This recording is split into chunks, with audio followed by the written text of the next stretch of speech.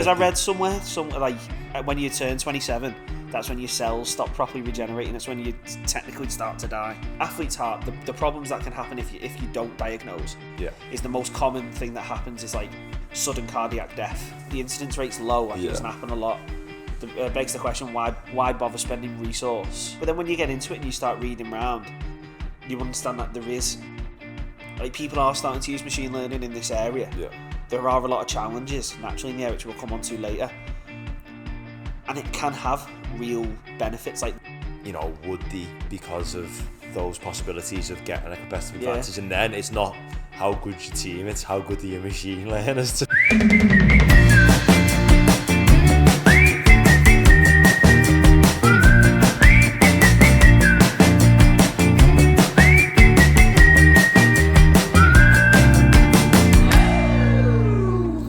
And here we are, episode 1. Back again. Again. Now, I know that sounds confusing, episode 1, even though it's technically episode 2, however. You went through this last week. I did go through it last week, but for those who are tuning in, because it's episode 1, and they've gone, what? They're saying it's the second one. The introduction we called episode 0. It's a common programming, so we're big nerds if you haven't figured out already. So, episode 0, so this introduction, is episode 1, getting but it's started. actually episode 2. It's episode 1 of the proper format that we're trying to introduce, aren't we? Welcome back, everyone, anyway. Empty Space in Between podcast. How are we, right? I'm very good, mate.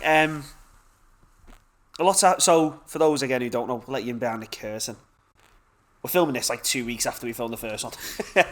What's the date, right? What is the... Fucking... I don't know. Give me the date. I'm going to say the 17th. It might be wrong. Anyway, a lot's happened since the first one. 17th of Jan, we're on, 17th people. of Jan. 2023. 23. But yeah, a lot's happened since that first recording. First one, dry Jan, that's out the window. It's out the window for Rye, it's not out the window for me. I am still going. I need to be honest with you as well. So, remember I said the last time, I was like, yeah, doing dry Jan. The only time I'm not doing dry Jan is on the 14th. Yeah. Yeah, well, technically, I didn't count the 1st of Jan, because it was a Sunday. What, you got on the 1st of Jan? Yeah, I had like 2 bottles of wine. I had to get rid of them out the fridge. After New Year's Eve? Yeah. Fucking hell. Did you get blazzed on New Year's Eve? No, so me missus, we were around there. There's a Mardo's like a New Year's Day roast as everyone round. So we were sat there on the Sunday and we were like, we can't just have the wine looking at us. Just it was a Sunday, it doesn't count on a Sunday. You know what gets me? These people, I don't know where the fuck they get the family from, but they have a Christmas Day dinner, a Boxing Day dinner, a fucking New Year's Day dinner. This one was alright. And they're going to different Kens all the time. And like, we do Christmas Day in our house and we're like, fucking cannot be ours. Made up, I'm not going to go anywhere. Because in ours, we, like my mum and dad did Christmas dinner this year and we went round, as I say, went round my bird's house for New Year's Day. Lovely roast, like. But yeah, so dry Jan, I'd fucked that off day. Shout out to Hannah's Mardo. Technically, I'd fucked that off day 1. But we ignore that. But then, as I said, the 14th came around. But then, as I said, we were out Cheshire Oats shopping, and there was a nice... the pumps looked inviting, so I jibbed that off on the 7th. Yeah, Ryan reckons he was doing dry Jan, and then his girlfriend, Hannah, sent me a photo of Ryan with the biggest pint ever, saying, dry Jan, what a fucking cop-out, man, cop-out. But yeah, so, other than dry Jan, going down the pan, it's been alright. Tell you what, though... So what are you drinking now, then? Right now... I'm drinking... Let the people in on the potion, lad, man. I'm not even going to lie, yeah. You forgot it? I forgot the name again. Give me a minute. So before, Ryan was like, I need to get the name of this beer so I can tell everyone what I'm drinking, man. You know, give the ship and mitre a little bit of publicity. So I'll say that once again, we're back filming upstairs in the ship and mitre. Cheers, thanks for having us again. But Ryan can't remember the beer he's got, so... fucking wind it in. Can't publicise right, it. So the beer I've got is a beer by Brew York. Lovely little, I think it's just a pale ale, just a standard pale. And what have I got, right? Like 4.2, quite sessionable, quite fruity. Called Haze of Thunder. Lovely beer. And I'm still doing dry Jan, unlike Ryan, and I've got alcohol free. He's got the one that I had episode, it says on it. No Woodies. No, there you go. Is that what it's called? No ale, no Woodies. Oh yeah, no ale, no Woodies. That's what it's called. Tastes again, alright. Yeah, by Lervig. So as you say, yeah. If you're ever in town, you fancy a little craft ale, get down Ship Mitre. Down the ship. You might catch us doing this podcast. But yeah, so one of our favourite craft ale pubs. So give it a shout if you're in town. But yeah, so before we move on from my day, it's been a fucking twat of a day. Today? Yeah. Why? Oh, because I get this morning? Lad, fucking... So I got up 7:30. I was like, yeah, belter. Get up early, I'll go to the gym. Because I only come into Liverpool a couple of days a week. Go in the office. The like one gym session Ryan gets in a month, he got it done today. Get it in, do you know what I mean? Got to keep peak physical fitness up. So I drive in, leave at 7:30. Right. Oh my God, no one can drive as soon as the snow hits because there's snow today. Yeah, everyone's p-rolling everywhere in cars, just like fucking go, man. I drove past like 4 car crashes, but like they weren't like they just might little like slides. Yeah, little slides. Like someone's knocked a post and they've got out blocking 3 lanes. So it took me an hour and a half to get from Runcorn to Liverpool. Then I go to the gym. Forget me water bottle, so I'm just there getting like lifting. Ryan's parched on the fucking lifting moderate weights. Fucking dusty ass tongue, man. Mid fucking weight session. When I say lifting moderate weights, lifting the bare minimum. You know what I mean? You got to get back into it slow. Gotta move slow, man. Yeah. Ryan's one session a month. He can't push himself too hard. Then I go into uni. I'm like, yeah, brilliant. That takes another 30 minutes to get from the Adelphi down the fucking road because there's been another car crash and they blocked the road off. Then I get into. I'm like, oh yeah, I'll have me dinner. I prepared a nice healthy dinner the night before. Lad, and I picked up my Mars leftovers. It was a tuna bake thing, lad. I'm so sorry, Mum. Don't be dissing your Mars tuna bake, lad. Lad, it was so bad. Was it cheese on it? Yeah. What type of cheese? I don't know. It'd just be the standard fucking Aldi here, innit? What do you mean standard? You don't know what type of like a cheddar? What was it? It'd be just a standard like cheddar, low smart price Aldi. All day, yeah. Lad, so I had that. Just like creamy nothingness. So I was staring at that. So I was like, I'm gonna have to go get some food. And the only place on the way here was like the Tesco, but that's out. It's like you come in with some stinking refrigerators before, but then, like fucking, I forget that all the students are back in that. So then Tesco's an absolute fucking shit. Tesco's fucking Ramos. I had to queue to get to the meal deal aisle, and then once I picked me, there was nothing left because the locust fucking ate it all. Then I had to queue for the till, and then guess what the price of a meal deal is now? Oh lad, it's wound me up. $3.90. Yeah. $3.90. I'll be honest, I never used to stick to the meal deal rubric, me, lads. People used to always scratch their heads. I'd go in Tesco and just grab like a load of shit, lad, and then I'd be scratching my head like saying, why is my meal deal 15 quid? Oh, lad, every time you'd go in, you'd pick up, oh, that's good. I don't want the shitty meal deal options though, lad. Fucking ham butty, bit ready, salty, crisp, and a Coke, lad. So I had a snide meal deal, and I've come in here, the best part of my day is recording this and having this, because this is lovely. It's the only good bit of my day so far. So yeah, it's been a nightmare. Ryan, so how's your day been anyway? Not asked you. I've been to the gym as well. Yeah, but you've been like doing the gym. No, yeah, people have been. I'm transforming my life. If I'm not in shape by April, I'm fucking never going to the gym ever again. I'm giving it one solid push, 12 weeks, man. And if I'm not in nick, as we say in Liverpool, you're getting in nick. If I'm not in shape by fucking April 9th, I am never setting foot in the gym again. Because what's the fucking point, man? Realistic or not? Do you reckon you can do it? Yeah, man. But you're not massively out of shape anyway. I want to get once more in my life. I'm 25 years old. I was in shape at 21. I once more. You're not 25, are you? Yeah. When's your birthday? February. Fuck off. Yeah. How are you 26? No, I'm 25. I'm a baby, man. One of my best mates. Ryan's 32. They are bastard. I'm approaching 45. I'm balding. I was in good shape when I was like 21. And the last year, I'm looking at myself and thinking, I cannot get to 30 without being in shape at least once more in my life, man. Where I have a summer where I'm in good shape. That might sound really vain, but I refuse to get to 30 because once you get older, it gets harder. Of course it does. It's harder to get in there. Well, I've said I need to do it once more before I fucking get into the fucking decline. I've got 11 months for my birthday. So my aim was I want to lose 20-30 kilo. Before my birthday, before 27. Lose a small human before your birthday. Because I read somewhere when you turn 27, that's when your cells stop properly regenerating. It's when you technically start to die. Well, I seen something that was like, I don't know how true that is, but I remember reading it somewhere. So then it got in my head, and I was like, I've got to do it. I seen something that said that 25 is when you've got the most, as a male, most testosterone. So if you want to be in peak physical condition, you need to do it. That's the best. Do you want to tell you the approach I've took? You know when people go the whole lives and they just don't believe in God, yeah? And on the deathbed they go, please God, and they're like, yeah, I'm in. Yeah. Well, that's what made me cells stop dying at 27, so I've just abused my body for 26 years. So now that you're fucking with the ones you've got, you're fucking not too. I've got till 27, then I'll be alright. I'll be able to live a long and healthy life. To be fair, it's the 17th of Jan now, and the gym's already emptying out. That 1st of Jan, the gym was rammed. And then the last few days, like, the stragglers are leaving, man. Yeah. The people who get 2 weeks in and think, you know what, this fucking gym life's not for me. Honestly, it happens quick, doesn't it? But right, so... Let's get on to these questions. Let's tell people what we're doing, man. Yeah, so we'll get into the episode, but before we get into the episode, we briefly mentioned last week that we want to get guests on at some point, don't we? Yeah. And we thought it was a sensible thing, especially if we get people on we don't really know, to break the ice a bit. We need to get to know them. Break them down. That fucking... We need questions like that get to the core of these guests to get to know them more. The core, yeah. But we just wanted to break the ice, get everyone a bit more relaxed. So we designed 3 questions that we'd ask at the start. Carefully designed. Highbrow, some may say. Highbrow. So what we thought we'd do is we'd answer the questions ourselves, see what we'd say, and then we're going to ask them whenever we get guests on in the future, and then we can compile them later down the road, compare answers, and see who was the worst. See who's the worst, see who's the best. To be honest, we have not give these much thought. We wrote the questions and we've not thought deeply about our answer. So if my answer's shit, do not fucking get on me for a shit answer. No, you've got to be that. Okay, then. Because these questions, these get to the. You've already thought about them. I have a little bit. No, you don't even need to. This is subconscious. This. Yeah, people think about these questions every other day. So the first highbrow one. Am I going first or are you? I'll ask you first. So the first highbrow question of the day is, Sam, what's your ultimate sarnie, mate? What's your ultimate buzzy? Ultimate sarnie being butty or sandwich for the people outside the Liverpool area, man.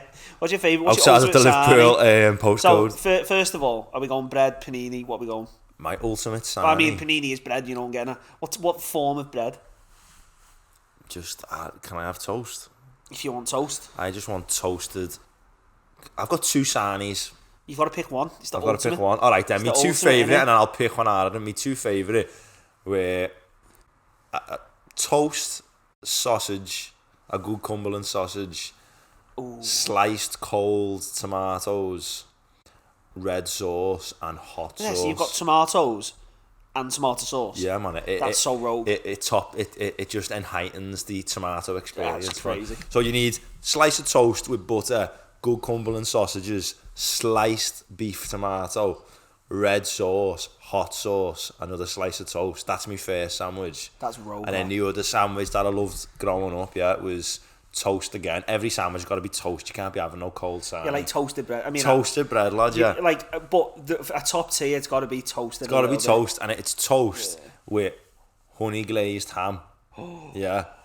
But I like the little shit wafer thin, me. The little wafer thin ham, man, that you get from the Asda. Lad, it's so shit. You get 1,000 slices in a packet. It's so shit, but it's so good. You can literally get the whole fucking ham and just bite 1,000 slices.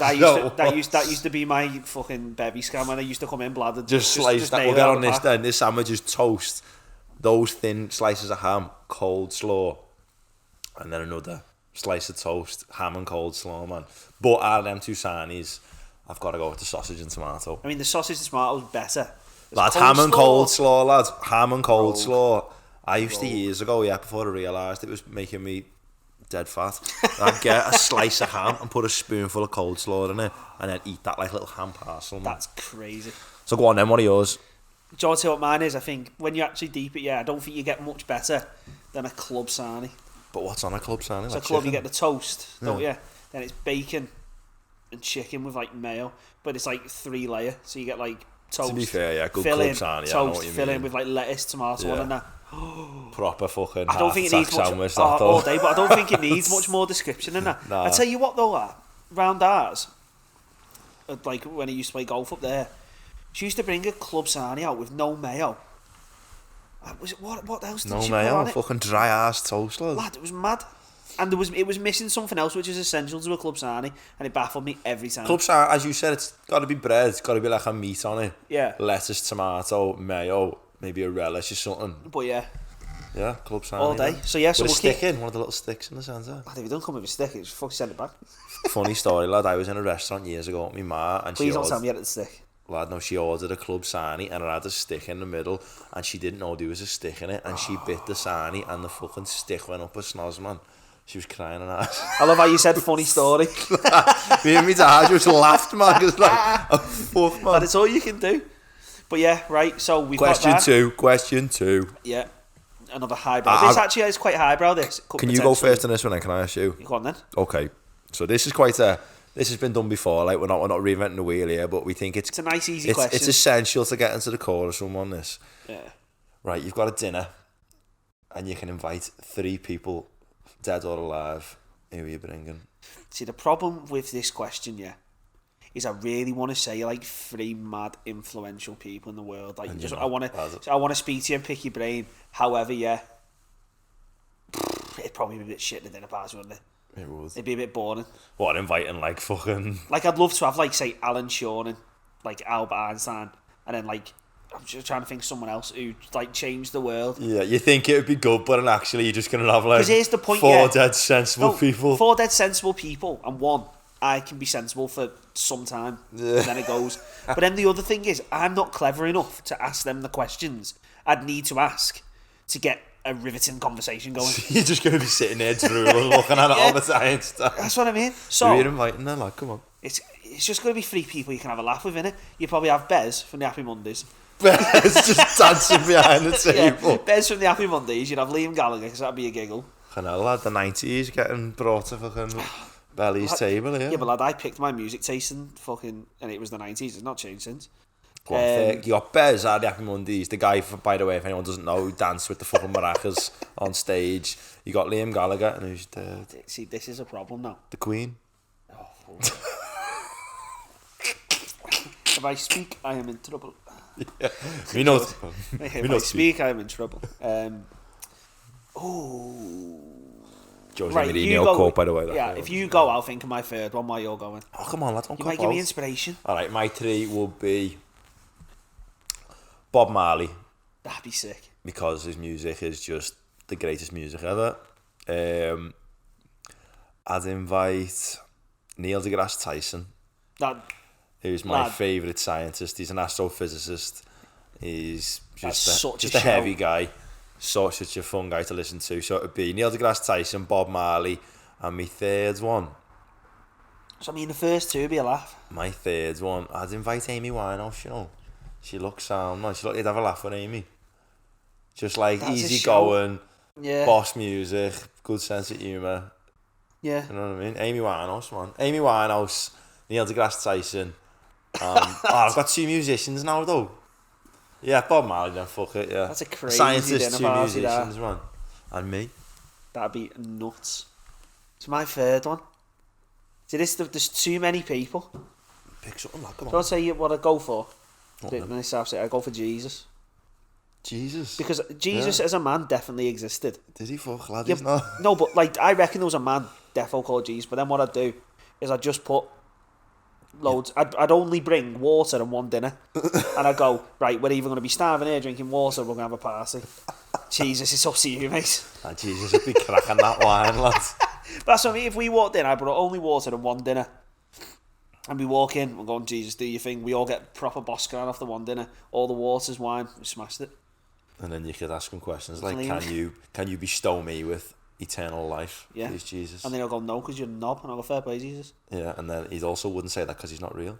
So that'd be a struggle. But lad, I've got the maddest dinner. I've Jesus, Bez from the Happy Mondays, and Liam Gallagher. Yeah, Ryan sort of broke the rules there because I said dead or alive. We haven't got solid evidence either way if Jesus was alive. So Ryan sort of picked 2. Who did you pick? 2 that are alive and 1 character out of a book that could be argued. But 3 legends, either way. 3 legends. The one that is possibly not real is the most influential. Jeez, man. But like, the last question, this is quite a fun one, this. So, Sam, what's the worst job you've ever had? Okay. What's the worst job? So my worst job, this the one I've thought about. I had to get an answer together. So I've had 2 proper jobs before I was a PhD student. One was working on a construction site, which I enjoyed. The other was working at Anfield, man. Yeah. For doing stewarding for Liverpool. Got the job. I was in fucking 6th form or first year uni, and everyone was going on about like CV. Oh, you need a good CV to get on courses you want and that. And I was like, I went to see the module leader on our course and was like, what can I do to make bolster my CV out? And he was like, good job experience helps. Yeah. So I was still at uni, I was an undergrad. So you're a trustworthy guy. Yeah, sure, you're a trustworthy, all that stuff, yeah, trustworthy, turn up on time. I thought, I'll get a job at Liverpool. Yeah. Anfield, I thought, I love going to match, I love watching Liverpool. I'll get to stand in the stairways of the stadium, I'll get to watch games and that. So I applied and that, went through the application process, got a job as a steward. First game was the Liverpool derby. Got to watch Everton Liverpool. I was with this other steward who was supervising me. We had a laugh and that, had a boss time. So I was thinking, like, this job's sound. You're flying. Yeah, I'm flying. So, like, a couple of weeks go by, and I used to get a text that I'd like, say, this game's coming up, do you want to work it? Yeah. And I accepted it. So that's it, accepted it. So the next game come up and I went, and as I got there on the stand I was working on, the supervisor, forgot his name now, was like, oh, Sam, are you alright doing turnstiles? And I was like, yeah, I'll try turnstiles. So turnstiles is standing outside the stadium, admitting people into the fucking stadium. You know what I mean? So you don't get to watch the match. Just don't get to watch the match. So I went outside, fucking did that for a game. Thought, only once. Yeah. Come back the next time. Oh, Sam, you were dead good on turnstiles and you're going to go down again. On. So I was like, I said to him, yeah, but after this, can I come back on in the stairwells? Or, I want to watch the match. Because all the stewards, they're there to watch the match pretty much. So I go and do turnstiles again. It happened to me 3 times on the bounce doing turnstiles, lads. And I got to there the 5th time, like me 5th day, like me, what's it called, a shift? Yeah. 5th shift. What's it called, a shift? I forgot the name of it. You need to get into the real world, man. Lads, got there. What's it what those people do? Yeah, what's it everyone does, do shifts. And I got there and he was like, Sam, turnstiles again. You was like, nah. You're freezing, you're outside the stadium, you got people trying to bunk in, you've got to deal with all that. Oh, so you were a big grass. And I went down again. That was a big grass. That's how I went down, lads. And I was put with this other guy, and he was from Wigan. And I'm standing with him, and about 10 minutes in, kick-off was like 6 o'clock, it was like 3 o'clock, lads. And I remember just thinking, I'm not standing here till 3 o'clock. So, lads, I just took my coat off, my high-vis off. I just threw it inside, like the little turnstile, and just said to the fella, lad, tell our supervisor I've got off. And I just walked home as I got the bus, and our kid coming from work, and I'm sitting watching the 6 o'clock kick-off on the couch, and our Jack went, lads, what are you doing? You meant to be there. I went, lads, I've quit. And lads, I didn't even get paid for it. Well, I don't mean for that shift. Oh, just I never shift. got a payment from them. Yeah. So you had to give your bank details, obviously, to get paid. I never got any payments, but I never bothered chasing it up. Because, I quit in an embarrassing circumstance. So, I was going to ring them and go, oh, you owe me those 2 shifts as well. It was like 50 quid a shift, lad. At Anfield, if you're listening. I didn't realise I hadn't been paid till, months later. Yeah. And then I realised, oh shit, I never got paid, but I thought it's been like 4 months Anfield, now. if you're listening, you know him dope. You know what I mean? Like 200 quid. Come and knocking for it. So go on then, your worst job ever. The worst one I had. So as you say, I think I had 2 proper jobs before PhD. No, 3 proper jobs. 3. Before I did my PhD. I think I know what you're going to say, but... So one working was like in industry as a data analyst. That was alright. It was good. Worked with some decent people. I learned a lot, so that was good. Worked at Nando's for 4 and a bit years. I mean, the tales you can tell about working at Nando's, lad. Some heavy scran, lad, on the shifts. So good. But even though it was a nightmare of a job sometimes, and a lot of the time you did get treated like arse. In Nando's? Yeah. Yeah, people who work with customers coming in. It was a good job for the student, because you could pretty much just fuck about, do what you wanted. Well, I did, and a lot of people I know did, so it was decent. My worst job was the first one I got in college. And is it Outlet? The shop? Yeah. Outlook? Is it Outlook? What sells shoes? No, the place, where it's like the own, like the thing inside's like Burton's, Top Man, Top Shop. Like, Outlet, yeah. Oh, fuck no, I don't know. Whatever it was called. See, I don't even know the name. Pissed me off. Don't even know where you were. So I applied for the job, went in there. I fucking hated it.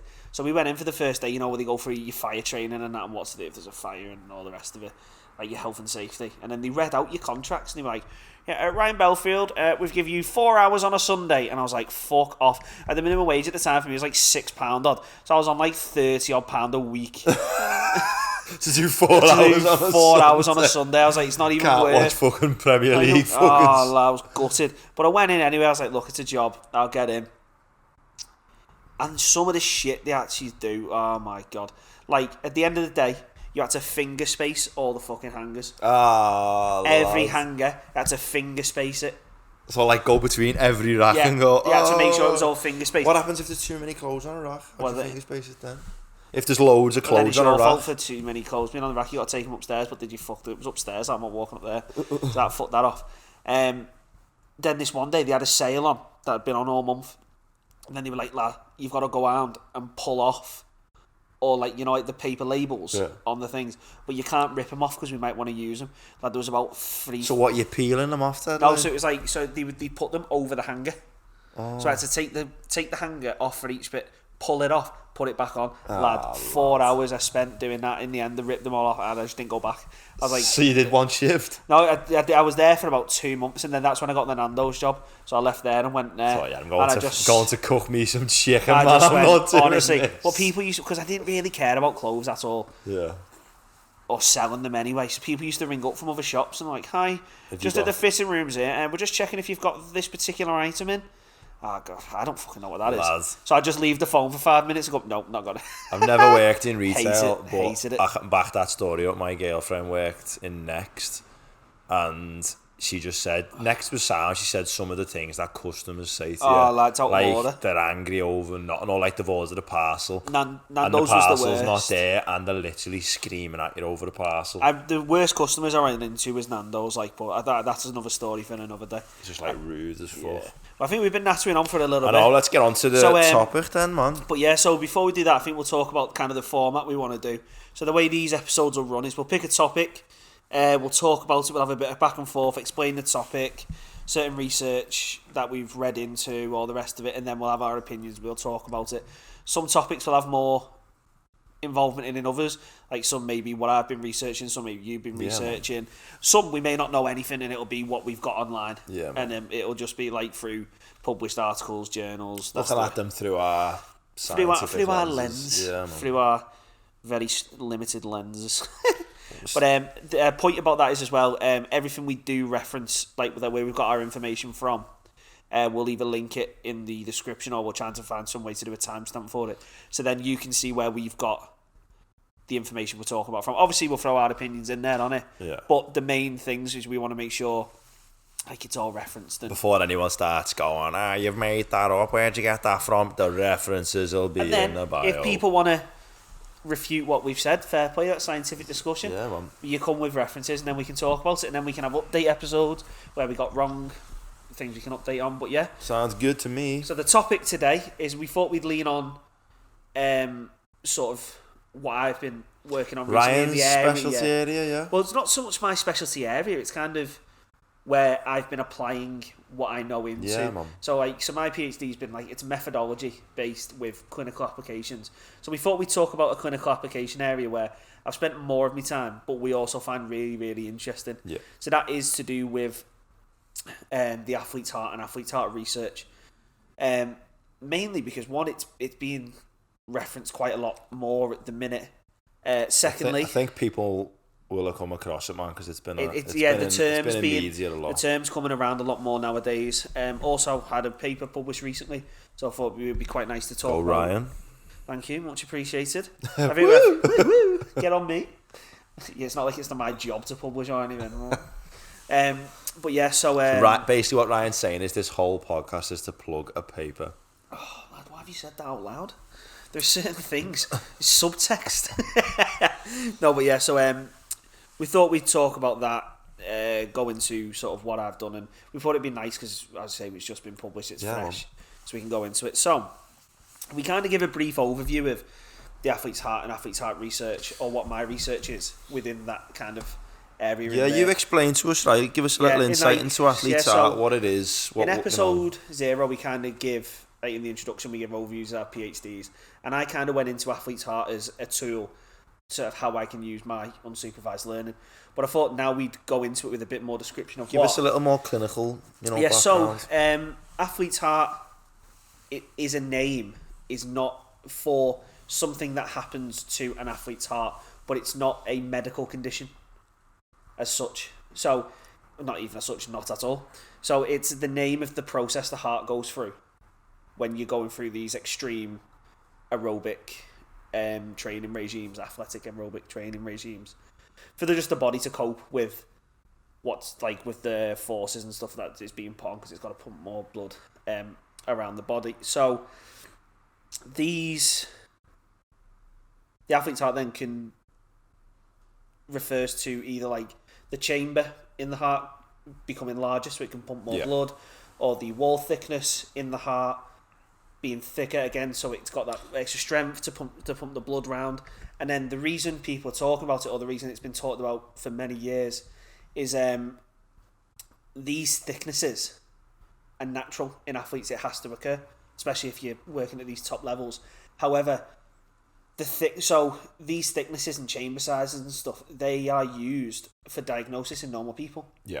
So if you're an athlete, per se, of other conditions. So if you're just a regular person and you have a wall thickness, like your wall thickness is growing on your heart, that can be a sign of a heart condition. Yeah.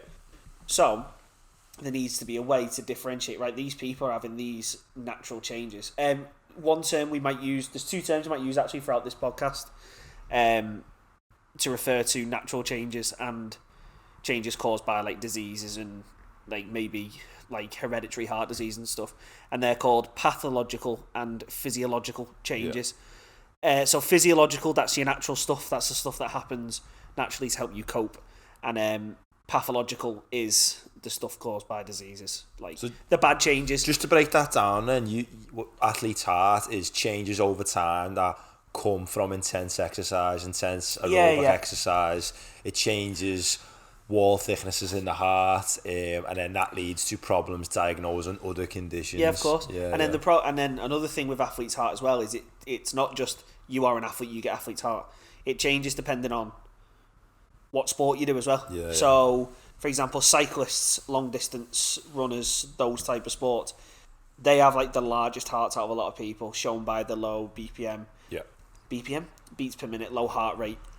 That's it, BPM. I know, but I just said BPM. I just threw that out there.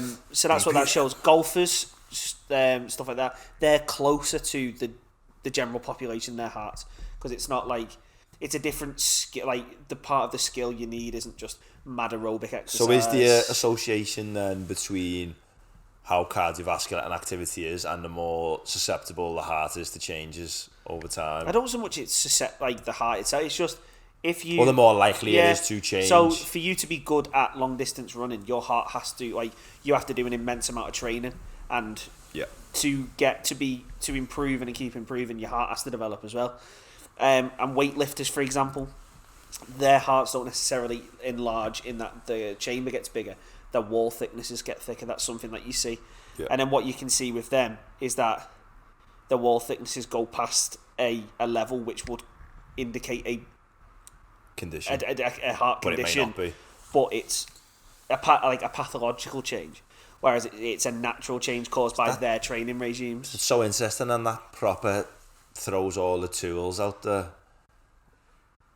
trolley almost, like all the protocols in place and the tools you've got to identify these conditions in a normal population are just, so they're absconded, because now an athlete's heart has changed, and now you can't say yes or no definitively if this person has X condition, because athlete's heart, it's something that's been on everyone's radar for years, even since like the 19th century. So the first two references we've put in here are from like 2003, 2007. The reason we've included them is we want to show like this isn't a new phenomenon, athlete's heart. It's something which has been known about for ages. So one common way. Sorry, that is obnoxiously loud. Someone's committed a crime in the area. Has there been a crime in your local area? That mightn't even come up on the podcast, but it was too loud. It was so loud. But so as I was saying then, so a way, especially when you're a part of organised sports, in most countries nowadays, there is something known as pre-participation screening. So like when you have a medical, where your heart will be evaluated, and then depending on where you are, so if you're in America, they have a different system to Europe and the UK. I'm not quite sure of like the specifics of it. I just know there's differences. But there is a set process that goes through to check the athlete, to evaluate their heart health, and then they can refer them for further tests, allow them to step away from the sport for a minute while they test or while they recover from certain things. So it's something which is known, it's been tested, and there's ways to look and model athletes' hearts, but it is more difficult because, as we say, those natural changes that occurred just for them playing the sport makes it more difficult to spot those pathological changes. So that's athlete's heart kind of in general. So that's what it is. So the main takeaway is that it's not a condition. No, it's a process that happens due to extreme overtime. Extreme aerobic exercise over time. So it won't happen if you just go on a run intensely tomorrow. Go and play darts with a Guinness. That's definitely not gonna. It's prolonged periods of intense activity cause changes to the heart. Of course, yeah. Yeah. So that's what it is. It's like, why does it matter as well? Because another point with athletes are. Ryan's proper dying here. No, it went down the wrong hole. Yeah, I'm feeling better. What does that even mean? People say that it goes down the wrong hole. I've never known what that means. I just say it because it fits. Goes down the wrong hole. And everyone knows what I'm on about. But yeah, so why does it matter? So the way we've said that there, it's like it's doom and gloom. Yeah. Like all these athletes, it masks all these changes. It's a low incidence like thing to happen. Yeah. So by that, what I mean is it's very rare that. Let me take a few steps back. So, athlete's heart, the problems that can happen if you don't diagnose is the most common thing that happens is like sudden cardiac death. So that's where, like athletes will just collapse on the pitch and the hearts will stop working. We've seen stuff like that in the Premier League and the Euros. These are conditions that could that happen. Have been unmasked, that have not been spotted, that have just caused the heart to just... Yeah, so there are other things that can happen as well. So... not detecting heart disease, so that can lead to other injuries further down or permanent injuries to the heart, and also just managing pre-existing conditions. So if you don't know it's there, you don't know how to manage it. Yeah, of course. However, incidence rates, so something actually happening to an athlete's heart, is very low. It's between an average, like there's numbers all over the place depending on who you speak to. It seems to be between about 1 in 40 and 1 in 80,000. Have complications or have athlete's heart? Have complications, because athlete's heart, everyone will have changes. All long distance runners will have athlete's heart. Okay. Because so it's pretty much guaranteed then, if you train intensely over a prolonged period of time, changes will occur. But of course it will. So it's like saying if you're a weightlifter, your legs and your biceps, your chest, your back, your muscle will be denser. You'll have a lot more muscle because you need it to cope. Because of the heart. I'm just quizzing Ryan here, guys. This is his little area, so it sounds like I'm with you here. I'm new to it. But like, how interesting is it though? As an area. What you were saying then was that stuff like cardiac arrest, athletes may end up with cardiac arrest, and it wasn't pre-identified because their athlete's heart masked that sort of symptom that in a normal everyday person would have been identified. Yeah, like maybe they would have had chest pain or... Yeah, and it'd have been easy to spot, because sometimes an athlete may have chest pain, it may not be anything at all. Yeah, it could be muscular. It could be anything. Yeah. And then, like some of the... So say like you have boundaries, so say if your wall thickness gets over X amount, like gets too wide, you can go say, we need further tests on this. With an athlete, that may be normal for that particular sport. So that's where it can get undiagnosed, and then one thing leads to another, and then the heart just gives out and stuff like that. So that's where the danger lies. And there's been cases of that, like public. Well, of course, you've got Fabrice Muamba. That was a high-profile case. Christian Eriksen. Yeah. That was a high-profile case. Sergio Aguero recently he didn't have cardiac arrest, but I think he had to retire from football because of heart complications. Oh, did he? I didn't know that. That's just some people to sort of get teeth into, some examples. So it does happen. It's there. Yeah. Was it Ander Herrera? He plays with a heart monitor or something. Does he? Yeah? I think so. Jeez. I may be lying there. I'm sure he does. I'm sure he plays. There's a player in the Premier League who plays with... I'm pretty sure he plays with... You know what? There'll probably be quite a few players who have heart conditions because they've got change. Or they're highly monitored, because these pre-participation screenings and medicals have highlighted it. So these medicals are, for example, in a sport, when a player goes to a new club, they'll get these tests. They will check your heart as well. Yeah. So they have to. Yeah. Because you need to know what you're dealing with a player. Yeah. Obviously. Totally. So as we said, even though the incident rate is high, that begs the question: well, why bother? Because if it's a very rare thing to happen, do you mean low? That's what I ment. I meant the number on the bottom was big. So if it's very high, but let's not bother looking now we need to do into it now. No, but like, yeah, so because the incidence rate's low, like it doesn't happen a lot, begs the question, why bother spending resource when it's a very rare event. However, there are a couple of reasons really. Like when you look at it, it's quite a high impact thing to happen, because the reason no one spotted you're ill is because you've done something that by conventional wisdom was supposed to make you healthier. Yeah. Do you see what I'm trying to say? So it's a disease. Common sense would say that exercise can only do good. Exactly, and then it can happen where by you training, you may have masked the problem, and then by training even more, you've just died out of nowhere, or you've had a really severe cardiac outcome, adverse outcome. Yeah. No, so I'd argue the point as well that, people are thinking, it's just elite athletes who may struggle with this. But it's not. But a lot of people in the population train intensely. Of like course, there's people who run every single day for a large. So it's not just elite athletes. So if you understand it up here, that it'll eventually trickle down, and you can understand it in the population as a wider percent. Like there's plenty of people who go to the gym every day and do intense aerobic activity. And as you say, there are differences as well, like between, say, people who use anabolic steroids that can affect your heart rate. You can tell differences. Also cause changes. Yeah. Okay. So there's all sorts of ways that can affect the heart, which if you don't fully understand what's happened and stuff, it can make it hard to spot. So that's where we think machine learning can come into it, is because machine learning's been shown so many times that it can help improve diagnoses in cardiovascular issues. Atrial fibrillation is another one, which I think everyone will be familiar with because it's on your watch, innit? Yeah, on my Apple Watch. So when you do your heart rate now, you do echocardiogram. No, not echo. That's when they scan you. Electrocardiogram. What's it called on the watch? ECG. ECG. That's electrocardiogram. So what that is then? I'm getting it up now. So that's an example of machine learning, AI, and computer algorithms reading signals from your heart. ECG, man, it's happening right now. I'd imagine if it said you've got a card on the podcast. I'm going to find out if I have a problem. You ready? Go on. Hold finger on the crown. So I used them in that. So AI and machine learning has had impacts in cardiovascular research, and there's no reason why that couldn't be translated. I don't have any issues. Yes. Nice.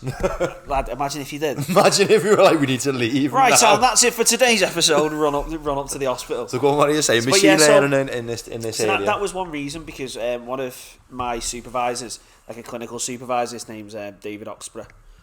I always pronounce his name wrong. I hope I've done it right.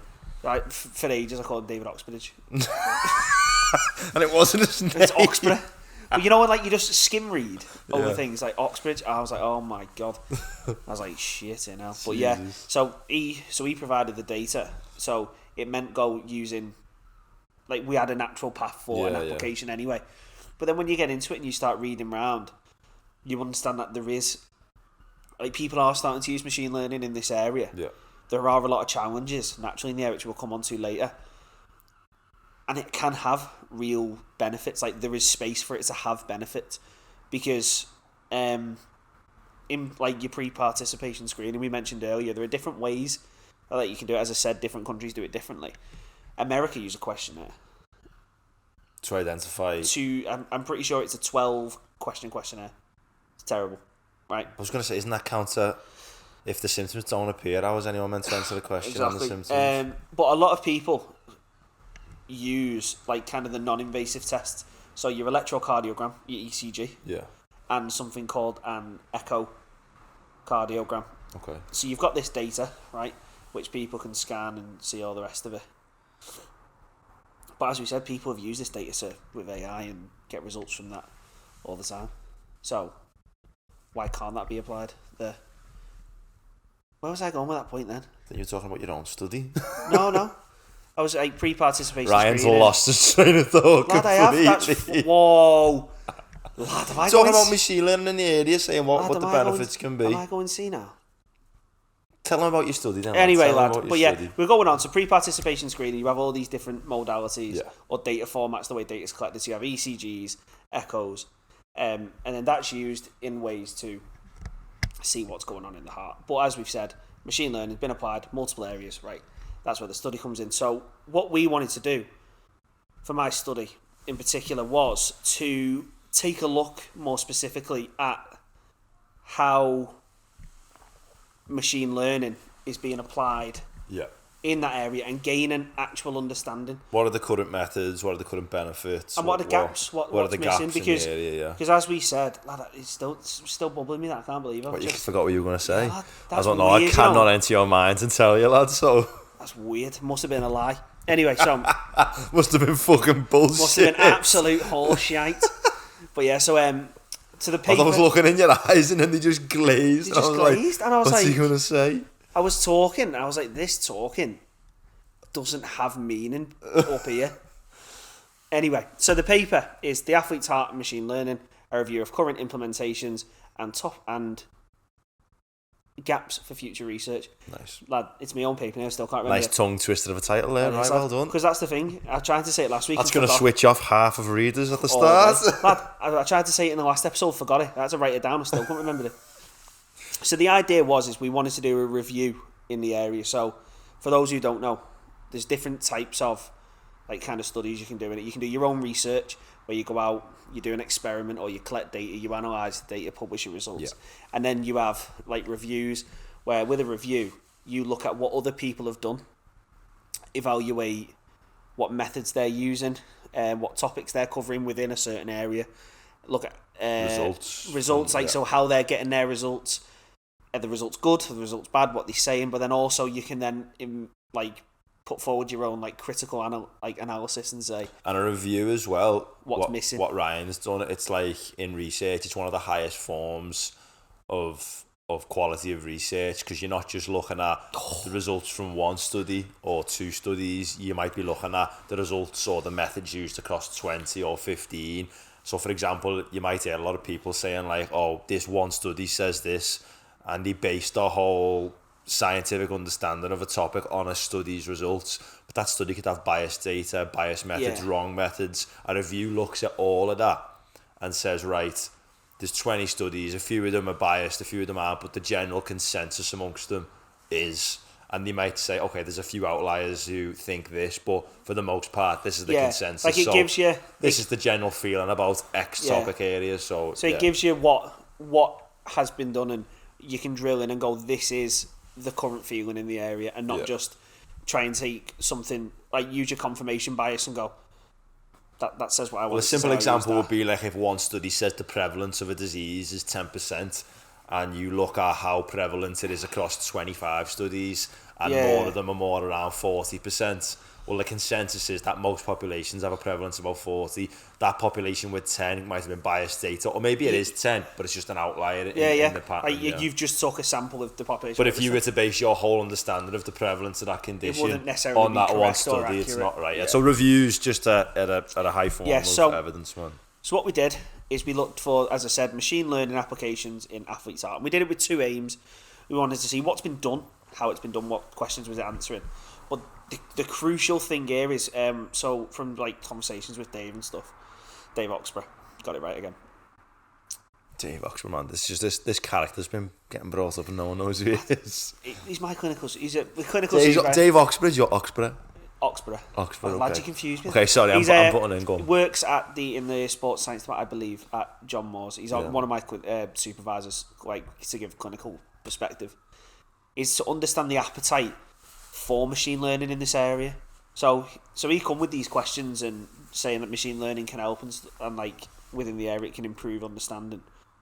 But if we'd looked in the area and there is no real evidence of these applications, because he advised that it was going to be a small, like not many people would be in it anyway. Like it's quite a niche research area, like quite small.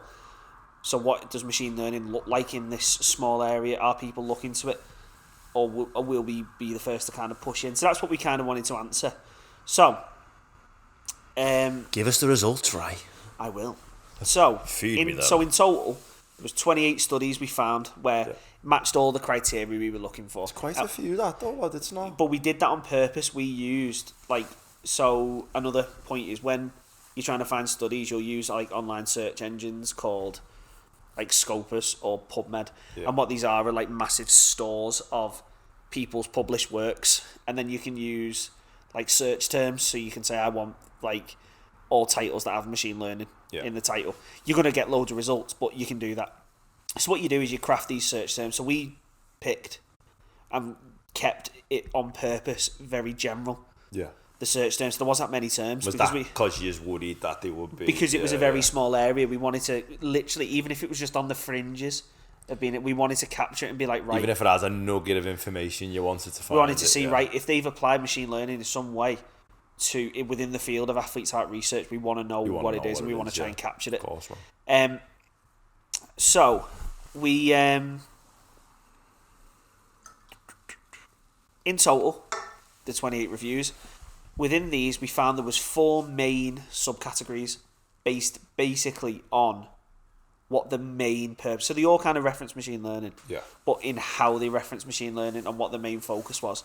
So the biggest group was predictive modeling, i.e. using machine learning AI to make a prediction. So that's kind of the field that we're like, they use machine learning for the sake of use, like that's the main purpose. Yeah. So would that be like using a neural network too?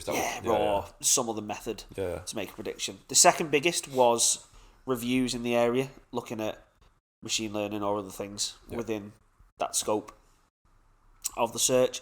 The third biggest was wearables, where the focus was like using so getting data from like an Apple Watch, like developing a new wearable, and then how machine learning can be used on that data. And then there was a fourth category, which was just other, which were kind of off which is everything else.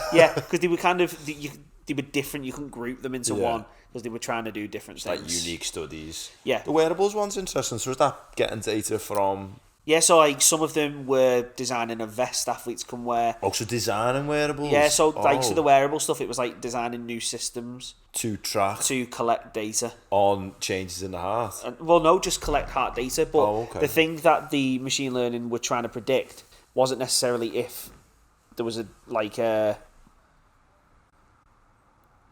defect or not in the heart. It was like so it was predict if the athlete was exercising or not, and then if they were exercising, what was the heart state?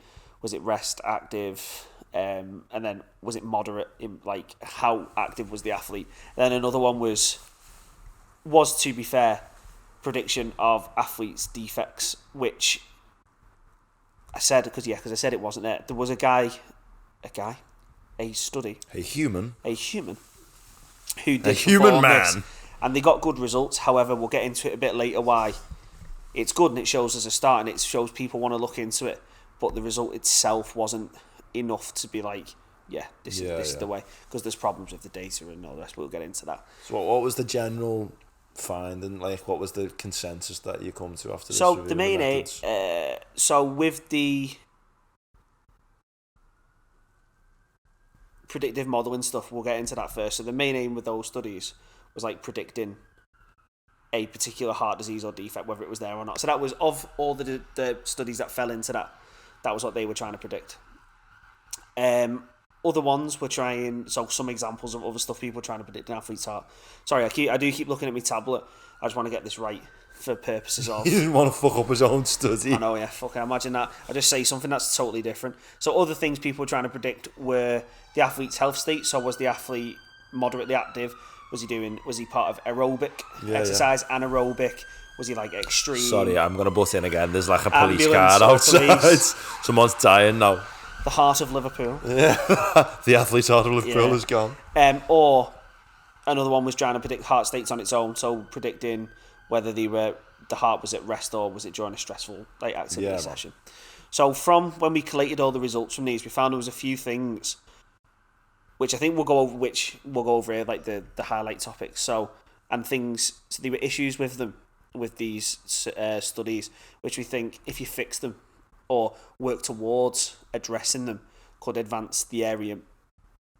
Could get the area going properly. Yeah, like advance the area more. It's not really started, really. Like there's a few machine learning studies in the area. Yeah, of course. As you say, 28 in the whole area as a whole is not a lot. So the first one relates to the data being used. So with machine learning, the first thing they teach you is shit in, shit out, innit? Yeah. So if you've got bad data, you put it in a machine learning model, the result you're going to get is going to be bad. So you're saying some studies just had shit data? Well, it was either biased, like for example, someone was getting 100% accuracies, but when you look at the data, it was a small sample size. Yeah. So a small sample size again doesn't help machine learning because it can bias the results. Can't see enough examples, can it? And all the rest of it, yeah.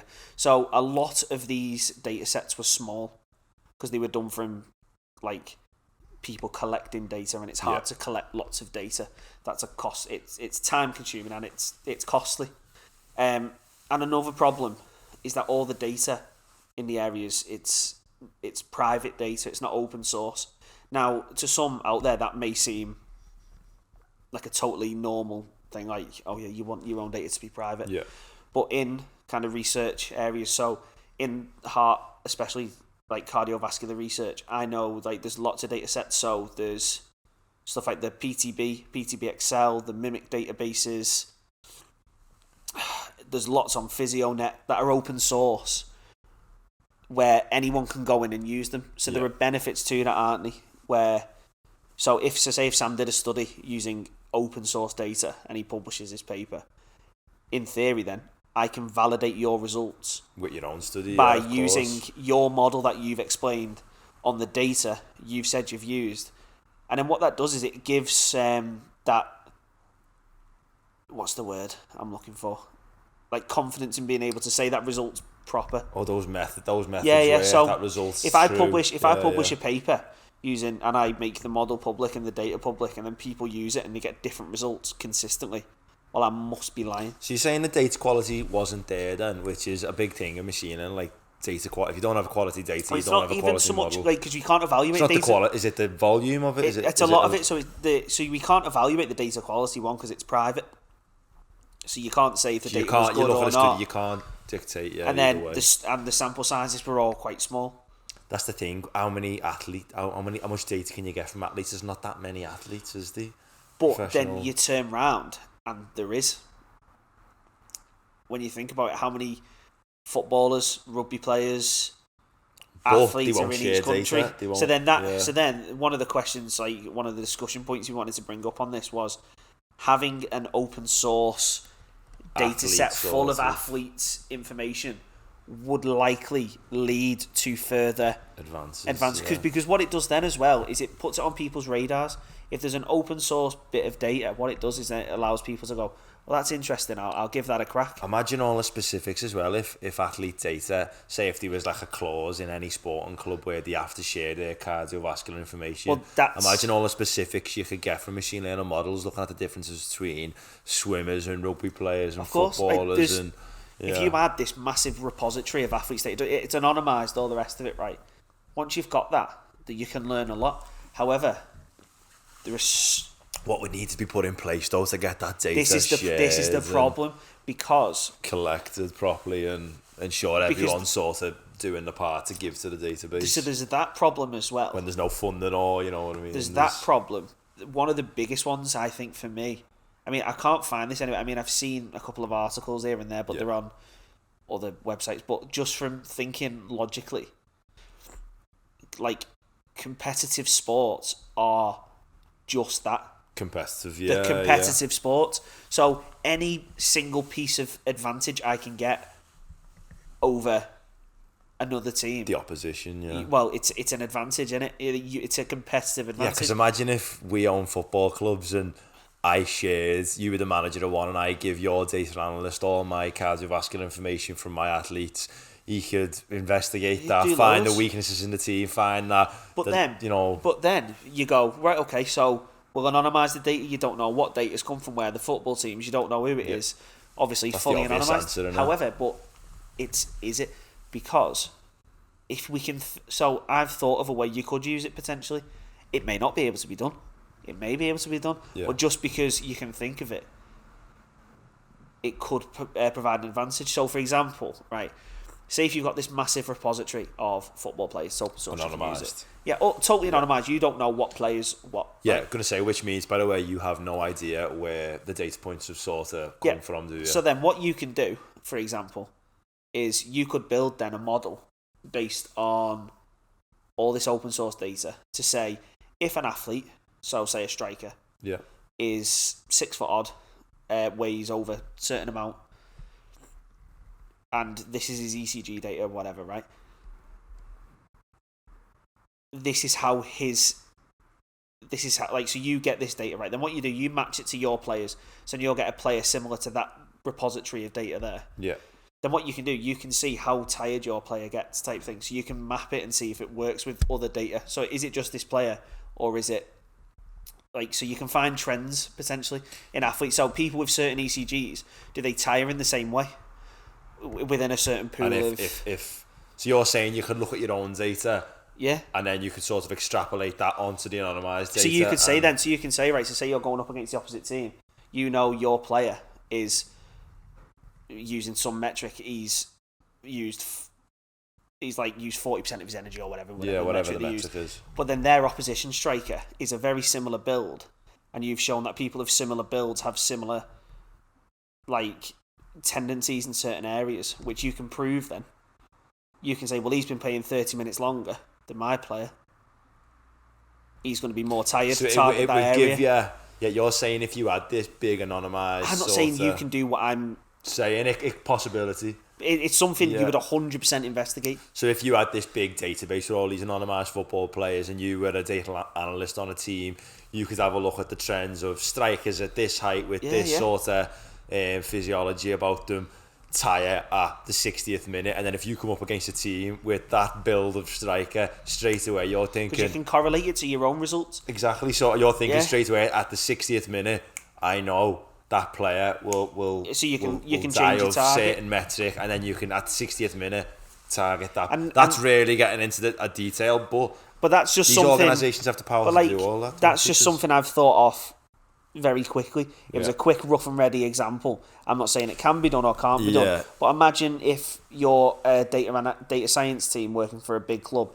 you're getting paid thousands of £1,000, you've got a limited resource basically, and there you go, find us in a competitive advantage in our competitors' data.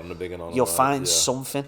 And then that's where I think the issue, especially with elite athletes data, comes from is you'd never get clubs to agree. I've got data because of, say, with Dave, he does pre-participate, or he did, I don't know if he still does, pre-participation for athletes and certain things. So we're able to work with that. So the data I've got is going to be private, and again, it will be a problem with my work going forwards. It will be a limitation in certain respects. Obviously, I believe I have the integrity. I will work to the standards that you're supposed to. But just saying, trust me, I'm going to do this. Yeah. Well, that doesn't. And getting back to the competitive stuff, you'd never, if there was, the means to collate this data and have every club agree to share in it, would they, because of those possibilities of getting a competitive advantage? And then it's not how good's your team, it's how good are your machine learners to find these patterns. Exactly. So even though the reason for putting the data in there is a proper, true, it's not like a public health scenario. It's a noble effort. There are ways to. I believe there are ways to. Well, there may be ways to game it, which everyone knows, even regular companies, what they're like with their own data. Yeah. Data is now the power of companies. That a lot of their values data. Is there no way? Because it's such an interesting way. This is obviously a normal public health problem or whatever. If you're looking into condition, it's like the good of the community to investigate, to find out. But with athletes, you've got this competitive element which may affect, for example, we don't know, may affect this data sharing, possibility. Is there no way then to test these models on highly trained amateurs? So someone who regularly trains and does rugby, but they're not worried about sharing data. Obviously then it's hard to get data collection methods in a local rugby club, because and then also you've got to make sure your collection methods are wide scale enough so you're getting the proper population. But you know what I'm saying? If you could sort of get very similar data on highly tuned people, but they're just not professionals, potentially. But then you've got to look into, again, I don't know this answer off the top of my head, you've got to look into, do people who that is their job to train like that, is there something just totally Well, I think they would be, wouldn't they? Potentially, but these are the things you've got to consider. But if there is correlations you can draw, it's potentially an option. But that was one thing that we got from this study, was that the data needs improving to help improve the area and to help get more clear understanding in general. of athletes' heart. Another one was that, I think we covered this in the last episode. Like all the methods, bar one, I believe, used supervised machine learning. Yeah. So that is when you know. So you take all the data and you know the answers for all the data, and you build models and make predictions. With it being a low incidence rate and with the data samples being so small, that makes that a very hard thing to do, because you're building models on small data sets, which is difficult in itself. And then when you pair that with very small amount of people who've actually got like elite athletes. And you can only get a highly tuned model if they've got loads of examples. Exactly, it becomes more difficult. So one thing we put forward, which is where my research comes in, that's what we're working on, is using unsupervised learning and anomaly detection. So what are the benefits of them? So I don't need to know. So for example, I don't need to know if the heart is healthy or not from that. Yeah. And then afterwards you can confirm if it's healthy or not, like through your pre-participation screening. But say as soon as you get your ECG in, you can pass it through the model. And what it does is it puts it next to ECGs that are similar. Yeah, rather than classifying it. Yeah, exactly. Yeah. And then you can understand what all the similar groups of ECGs look like. But I think we talked about this a little bit. Yeah, we talked about it last. So if you want more of like an in-depth description of the methodology side, if you just go back to the first episode. I cover it. Episode notes. I cover it a lot more then, because I want to kind of stick to like the athlete's heart and the areas around the area. But and then if a ECG, based on all the other ECGs you've done, should be in a certain group, and it's not, maybe you can use that to determine, they need further tests. They stand out, and use that as a form of screening. So it makes it a bit... So what you're saying there then, it makes sense.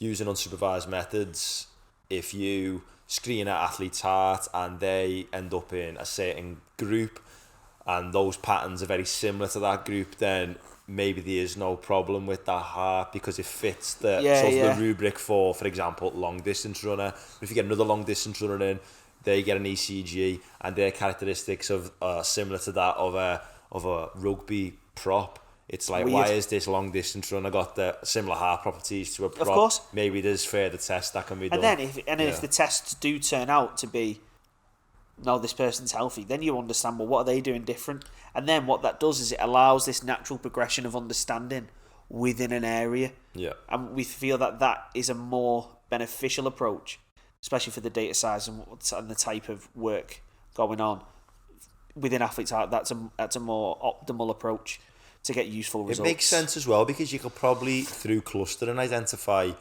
which groups of athletes are more susceptible through the changes that have happened in their heart to certain conditions. So maybe one group of athletes is more susceptible to myocarditis, potentially, and then like another group, because of changes that happen slightly in a different way because the sport's different, they're more susceptible to cardiac arrest or potentially. This type of approach has the spec to do those things. So why hasn't unsupervised been done? Why has only classifying been done? Why have people? Is it because it's it's an easy win? Classifying, and also it's easy when you get results you can publish. Yeah. Additionally, unsupervised learning hasn't been in favour a lot in research. It's coming back a lot, but supervised learning, like neural networks and stuff, have been predominantly, seems to be what people are pushing. Yeah. But also it's there is no real kind of answer. There's no clear it could be no one's just looked at it in that form before. I think with unsupervised learning, coming from a machine learning perspective, you've got to do a little bit more digging, haven't you? Once you've got your grouping, it's not as you're not classifying. And also, there's a clear answer when you classify. It's either a sick heart or it's not, for example. And also, it depends how you frame your question. So if the question you want to frame is, can I predict if an athlete is healthy or not? Well, the natural thing to tend towards there is supervised learning, like using labels and stuff to build your model and understand, and then force your model to learn the difference between healthy and not healthy and all the rest of it. But if you just phrase the question in a slightly different way, it allows for unsupervised learning to creep in instead and use that to go like a different way to get the same result and potentially learn other things as well. Yeah. So that's one thing we found. And another final point which we thought could expand the area is, you know, when you go for like a diagnosis, a doctor doesn't just look at one piece of information, does he? No. To make you, so we'll look at your height, weight, blah blah blah, or your history. Measures a load of things to determine. They'll do an ECG, but then they'll do another test and another test. Yeah. Develop models so that that can use multiple pieces of information. Yeah, so take multiple. So these are known as multimodal machine learning models that can take information from different sources and kind of think more like a doctor. The doctor would take information from different sources. So we think that type of approach as well could be beneficial within the athlete's So taking an image, taking some numerical data, taking some even stuff like height and weight, some simple stuff. But then again, that poses another problem with, well, then you need more data. So we feel you may get better results, but then that it relies on... like the answer's always, we just need more data to have a look at this. Like, what's the problem? We need more data. We need more data, man. Honestly, it's the bane of my life. It's all I do all the time. All you can do is answer questions based on the data you've got now. Yeah, and what's appropriate to your data you've got now. Like, I remember, I know this off topic, it was another project we were working on, and then the clinicians that I kind of were working with there, they were going, so how much data do you need? And just the answer was, what have you got? What have you got? Whatever's in that box there, put it on my computer. What have you got? So when you go for food, innit, and you're like, what have you got? Or you say to your mum, your mum says, what you want for your dinner? What have you got? What are you making? Because you know, if you ask for something, you get let down. Man. Like, what do you want? I'll have a fish finger butty. Oh, we don't have any fish fingers. Oh, we don't have any bread either. And my ma was the worst for offering you something and then going, oh no, we don't have it. That probably happens with people who won't taste it. Do you want to taste it on that? We don't have it. All right, why the fuck did you offer it? Why'd you offer it me then? But yeah, so that is a I think that wraps us up nicely then, right? You study, so you found that you need more data quality, more unsupervised methods in the area, and multimodal models to take on multiple. So they were the results of the study. So we got through, and then we also the final piece is that kind of discusses what was done and the methods and sort of how we can improve them. But that also shows as well there's an appetite in the area, so we answered that second aim, which is good for us because we were going to do it anyway. I think that leads nicely on to then, because we've talked about athletes out. You've told us about your study. You've told us about different aspects of the area. I think generally people, as we've been talking about this, still have been thinking, I've heard of athletes art. I know about athletes art, and we mentioned some examples before, but like Christian Eriksen, but it's really been perpetuated in media at the moment. Yeah, like when I started my PhD in 2021. And I hadn't heard of it. But now... I remember when you started, you told me what you were doing, I hadn't heard of it. Never knew it was a research topic in and amongst itself. I never really knew. Like, I knew cyclists have, like, as we joked last week, about a heart rate of 4. Yeah. But I didn't understand there was this whole research field of athlete's heart and understanding the differences between healthy and not healthy. But, it seems to be popping up a lot more in the media. And I've noticed that since I've been doing my PhD. But like, I thought it was just me because you were looking for it, but no, it seems to be everywhere. So one thing we wanted to, and in the media, it seems to be this doom and gloom topic. Well, it's interconnected to COVID, isn't it? So people are using this COVID, like they're using it as a justification to be like, well, look, it's causing athletes to die and all the rest of it. So what we wanted to pose the discussion question was, is the media overplaying these conditions and is more happening and is it a genuine concern for the 21st century? So I mean, shall I give my general take? Kind of what you found, because because one thing this didn't really cover, because a lot of what, when I was doing the collection for the research and getting into it with machine learning, COVID-19 data hadn't really been included. So in the studies, mention that. So COVID never really formed part of the aims of the papers I was looking at. All the results, but you've found a few studies, haven't you? We were thinking about this topic, like why it's become such a big thing in media, athletes heart, or the words like myocarditis getting through around, people suffering from an inflammation of the heart, focusing on athletes dropping. I think there was one recently in America. He had a bang in his he got nailed in the chest. He got nailed basically. Did he have to do the action? Nailed. And he's passed out. I hope he's all. I'm not sure what's actually happened. He's back out. He recovered, full recovery. So he passed out, and there's been cases like Christian Eriksen a couple of years ago at the we said Euros. that, Fabrice Muamba. Fabrice Muamba about 10 years ago now. But even that's not. Yeah, but I mean, high-profile events. But what I'm saying is, people seem to be bringing these cases up a lot more, and I know you're studying it, but I've just done some digging online because I wanted to answer is this phenomenon, or is this, athlete's heart actually increasing? Not athlete's heart, are the effects that, the conditions that are associated? People who train. And are these numbers increasing since sort of COVID? You know what I mean? Because that's the question that I think media, if you type it in online, guys, like, you'll just see it's COVID-19 and athlete's heart is the correlation. Or more specifically, COVID-19 vaccinations. Or vaccinations, for the vaccination nut jobs, but that's what they are, man. But let's so some of the stuff that I found, like, it's just, and I'm open to be persuaded either way. Is COVID-19, is it causing myocarditis in people with athlete's heart? Is it causing other insert condition here? So there was a few studies on a journal called JAMA, is it, or JAMA? I call it JAMA. Put the R in because I'm Scouse. And basically they were looking at COVID-19. They did like an article looking at sort of some of the current knowledge that's in the area on athlete's heart, and I think it was 2021. The American College of Cardiology, Sport and Exercise, I'm just reading it now, they published 5 steps for what athletes should consider before they return to sport after COVID-19. So it even shows that people are taking they were concerned that this virus could be having an effect on people with hearts that are altered because of intense sport. So that does lead you to kind of think that COVID and the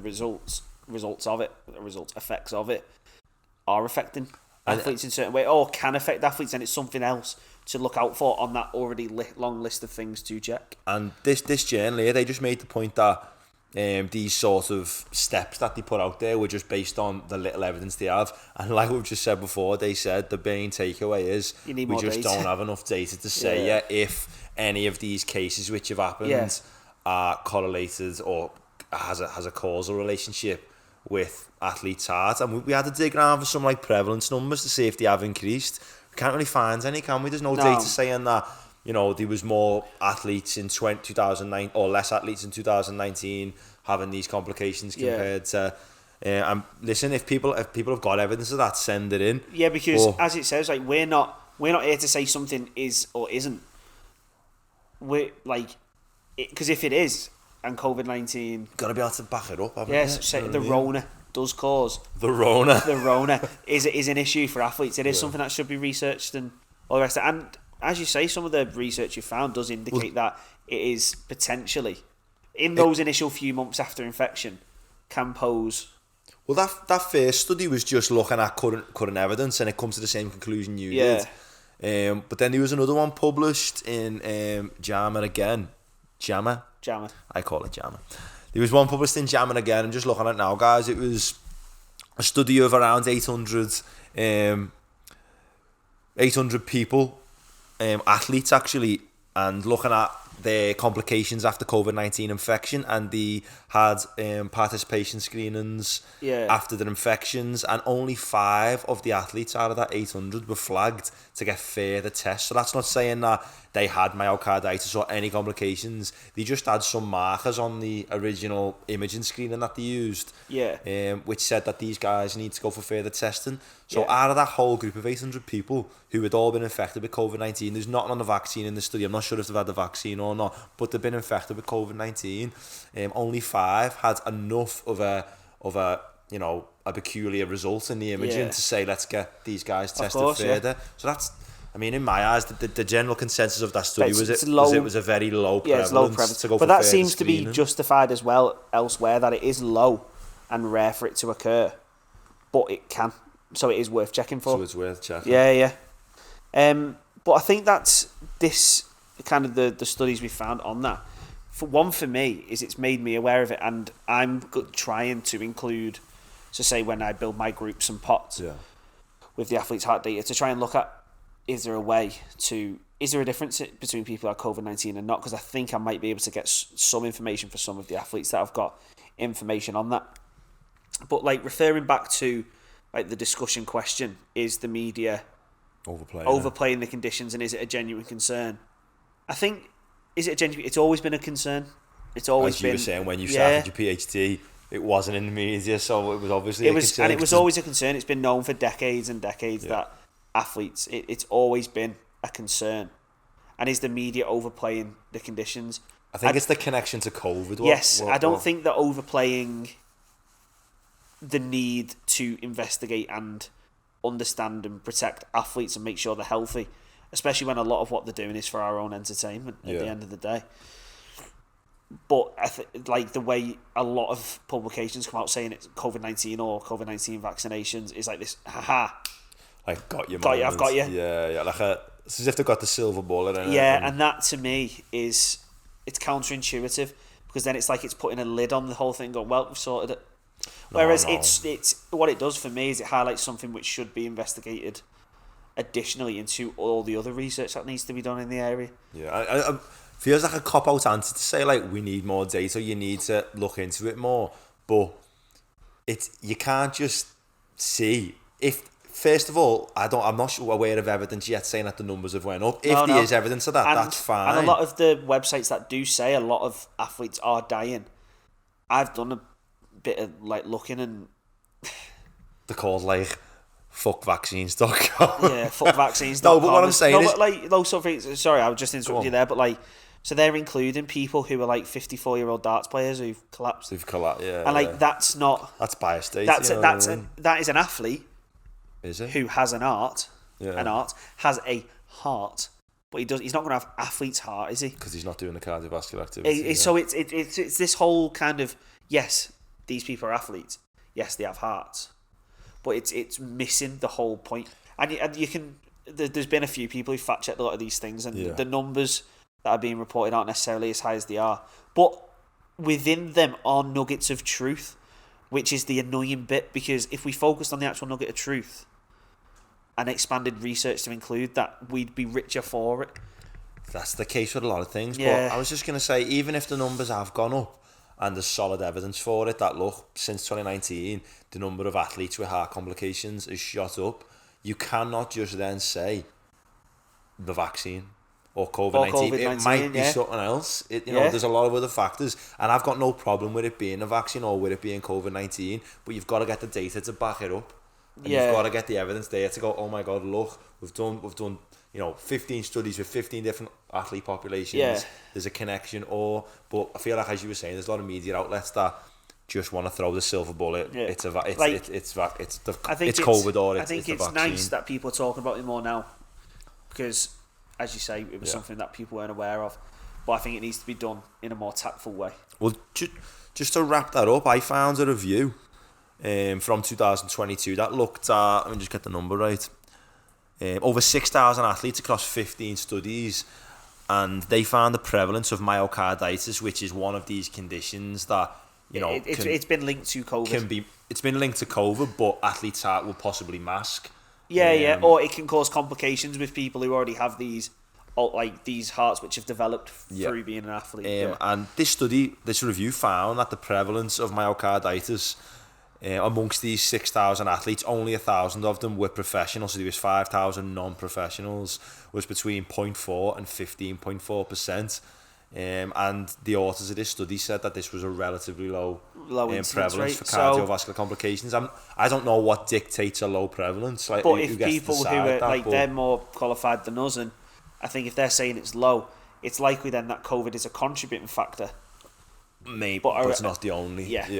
No, so, I think that's the general consensus. But I think we've had a decent thought there about athlete's heart and some of the topics surrounding answered it. Some of people's queries. Yeah, if you have, as I said, all our socials, and that'll be in the link below, Twitter, Instagram and stuff. So if you have any opinions on it, let us know. If you work in the area, let me know. I would be more than happy to get in touch and have a conversation about it, because I'm interested. I'm sure Sam would as well. If you have any more studies on the area, try send them our way. We'll definitely give them a read. I think my thing would just be just for the average person. What's your take from what we've said? From what Ryan said, from what we've showed you about sort of the connection to the media the last few years. What's people's opinions, man? Do you think it's connected to COVID virus? Do you think that this problem is connected to other things? Yeah.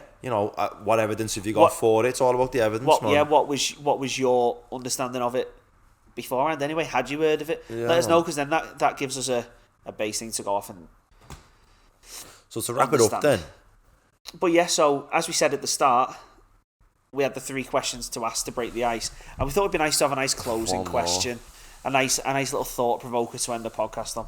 So go on, are you asking me first? So this question we're going to ask every guest question. And we thought we'd do this because it's nice. It kind of relates to the science aspect. It doesn't have to, but it kind of does. But it's nice in that it allows you to think and come up with quite a thoughtful answer. So the question is, out of all the things in the world that we don't know, or that even that we know that we don't know, and we might get there, before you die, what one would you be happy to know? Right, we now know that, we've solved it. What would be the answer to that for you? I forgot we were actually doing this, so it was too on me when I was in the car. I thought about it. What don't we know, which I'd want to know? Or even if that we know, we don't know it. You know what mine would be? Go on. So we can know that we don't know it. So, for example, I'll give my one then as an example. Go on. I'd love for, before I die, for the world to have proper, like, we've solved nuclear fusion, and that is like it's the way the world relies on its energy, because we're getting there. So we can get rid of fossil fuels. And we can lead a greener society, and we solve that, because that's what I mean by we know. We don't know how to get it implemented everywhere yet. Do you know what I mean? Yeah. There have been advancements, was it America? They got it past that point where it produced more energy than. Yeah. So you want, before you die, I'd love to see us live on a fully green. Because if we weren't, you're basically looking at your grandkids saying, "I'm sorry." GG's. Good night, Irene. Yeah, I'm off. So are you. Turn the lights off. Yeah, I've drove a car for 60 years. Turn your lights off. Don't forget your Tesla, kid.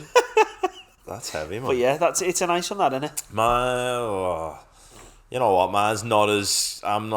I'm not as caring as Ryan. I don't give a fuck about my grandkids, but mine would be, I want to know, man, if there's any other civilizations out there, man. Because that would change the whole rubric of everything. It would change the game. If I want to know before we die, I don't mean, and this is the kid speaking, I don't mean finding life, like microbial life. I want to know if there's another civilization with modes of transport. Yeah. They live and they get on with life in a different, way. Could be a different galaxy, different solar system. Because that would just, I don't even know how it would react. Like, how would the world react if we got evidence? And we got in touch as well. I don't mean like someone landed on the planet. I just mean through telescopes. Yeah, like we were able to see something, or they were able to show us something. That'd be crazy. Before we die, man. I don't even know why I'm so like I just want it. Because it's such a crazy question. Because another point on that is that because the universe is so vast, it's been around so long, there is every possibility a civilization came, lived, expanded, was very advanced, and then died out before we even came here. Yeah. So I'd imagine if we found out that there was someone else at the same time as us, just doing the things. It's a good answer. I just think I would change, like, religion, everything. Like, how would people's belief systems change if all of a sudden what we once thought we knew is completely vaporized in front of us, and now there's this other thing out there. We're not the center of our own universe. Yeah, that's my answer. But yeah, it's a good two. I think 2 good answers there. Mine was better. And on that note, so the 4 questions we've asked again on the socials. Let us know what yours are. We're looking forward. We'll look forward to reading anything. What's your favourite butty? What's the worst job you had? 3 dinner guests you'd have, dead or 3 alive. dinner guests, and what the fuck do you want to know before you die? That we either know we don't know, or that we don't know we don't know. Right, yeah, that's it for episode 1. That's the end. That's it, guys. Thanks for sticking with us. Bit of a long one, sir. Yeah, tune in next time. Yeah, tune in next time. It'll be next Tuesday. Yeah, so we said originally we were trying to do every Tuesday. Look, as we're changing it already. It's either going to be every Tuesday or every. It's going to be Tuesday release. It's going to be Tuesday release, but it's either going to be every week or bi-weekly. We're not decided yet because I know we're going into like the final year of our PhD, so everything's ramping up. So we're trying to keep on top of making stuff, but it takes time. So that's it, guys. Peace. Peace out. See you in the next one. Peace out, man.